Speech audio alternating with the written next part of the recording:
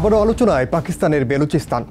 গেল 11 মার্চ প্রদেশটিতে যাত্রীবাহী ট্রেন জাফর এক্সপ্রেসের নিয়ন্ত্রণ নিয়ে যাত্রীদের জিম্মি করে সবাইকে বিস্মিত করেছে নিষিদ্ধ সশস্ত্র গোষ্ঠী বেলুচিস্তান লিবারেশন আর্মি বা বিএলএ।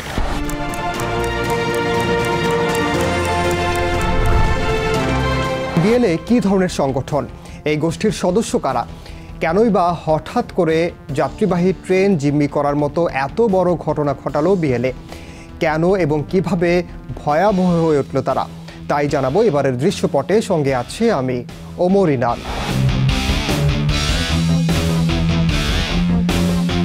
11 মার্চ জাফর এক্সপ্রেস নামের যাত্রীবাহী ট্রেনটি কোয়েটা থেকে পেশোয়ার যাচ্ছিল। বেলুচিস্তানের বোলান এলাকার কাছে আসতেই রেল লাইনে মুহুর্মুহু বোমার বিস্ফোরণ ঘটিয়ে ট্রেন থামিয়ে দেয় সশস্ত্র গোষ্ঠী বেলুচিস্তান লিবারেশন আর্মি বিএলএর সদস্যরা। মূলত দুর্গম আফগান ইরান সীমান্তের পাশে সিবি শহরের পার্বত্য অঞ্চলে থাকা একটি সুড়ঙ্গে, যেটি বোলান পাস নামে পরিচিত, সেখানে প্রবেশের আগ মুহূর্তে ট্রেনটি থামানো হয়। এ সময় তারা এলোপাতাড়ি গুলি ছুড়ে যাত্রীদের জিম্মি করে। ট্রেনটির 9টি বগিতে অন্তত 400-র বেশি যাত্রী ছিলেন। এর আগে ট্রেনটির চালকের কক্ষে গুলি চালালে চালক আহত হন। এরপর জিম্মিদের উদ্ধারে অভিযান শুরু করে পাকিস্তানের নিরাপত্তা বাহিনী। নিরাপত্তা বাহিনীর হাতে বিএলএর অনেক সদস্য নিহত হন, আবার অনেক নিরাপত্তা সদস্যও হতাহত হয়েছেন।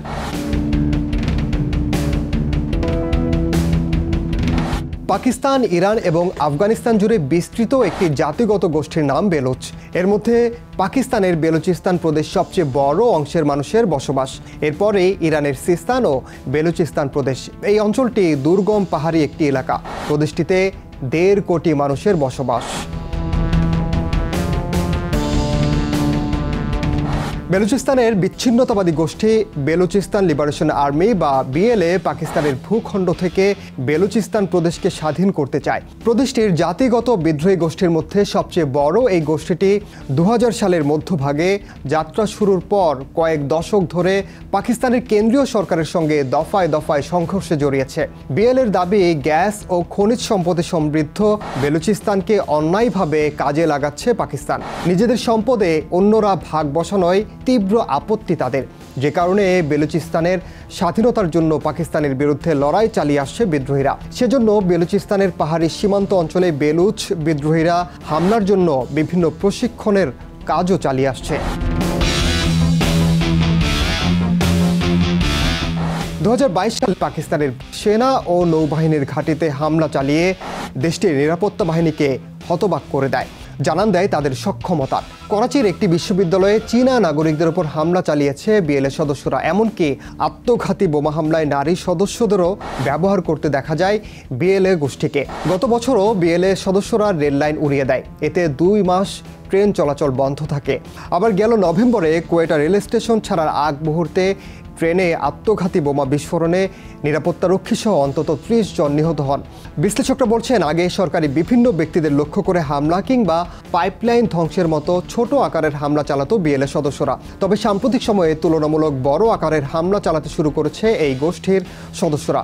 কিন্তু এসব হামলার জন্য যে অস্ত্র ও রসদ দরকার, সেগুলো কোত্থেকে পেল তারা? বিশ্লেষকদের ধারণা, আফগানিস্তানে মার্কিন বাহিনীর ফেলে যাওয়া উন্নত সব অস্ত্র গেছে বিএলএর হাতে, যে কারণে তাদের আক্রমণ আরও মারাত্মক আকার ধারণ করেছে। এছাড়া এই গোষ্ঠীর সক্ষমতা বেড়ে যাওয়ার বড় কারণ বিএলএ দমনে পাকিস্তান সরকারের ব্যর্থতা।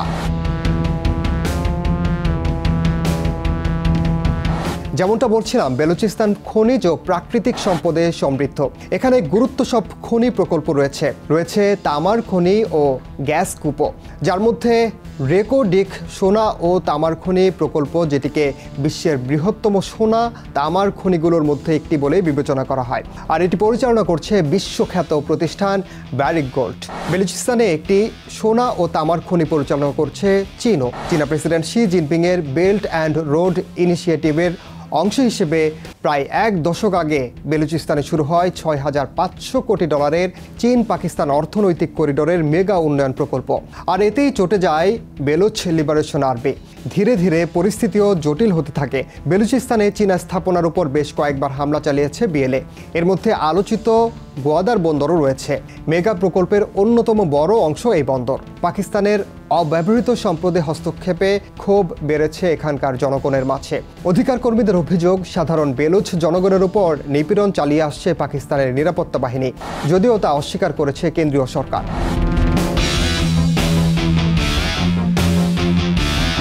ভারত এবং আফগানিস্তানের বিরুদ্ধে বেলুচ লিবারেশন আর্মিকে মদদ দেওয়ার অভিযোগ করেছে পাকিস্তান সরকার। চীনের সঙ্গে পাকিস্তানের সম্পর্ক নষ্ট করতে এই সংগঠনটিকে দেশ দুটি ব্যবহার করছে বলেও অভিযোগ ইসলামাবাদের, যদিও এ ধরনের অভিযোগ অস্বীকার করেছে ভারত ও আফগানিস্তান উভয় দেশই।